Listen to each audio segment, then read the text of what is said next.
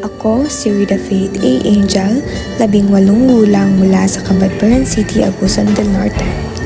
Isa akong Filipinong masayahin at masasabi kong may iba't ibang talento at may pagkakaiba sa aking kapwa. Isa akong mag-aaral sa Universidad ng PNU Mindanao. At kung sa talento at aking mga gusto naman ang ating pag-uusapan, sa pagluluto naman ako mahusay. At sa pagsasayaw. Wala pa noong bata pa ako, mahilig na ako sumayaw.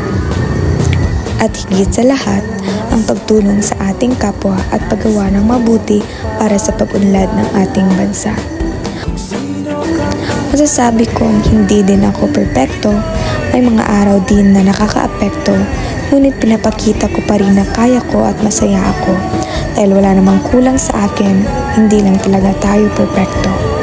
At nagpapasalamat ako sa mga taong niraramayan ako sa pagkamit ng aking mga pangarap at naging instrumento sa aking buhay sa kabila ng mga kahirapan at pait ng aking karanasan.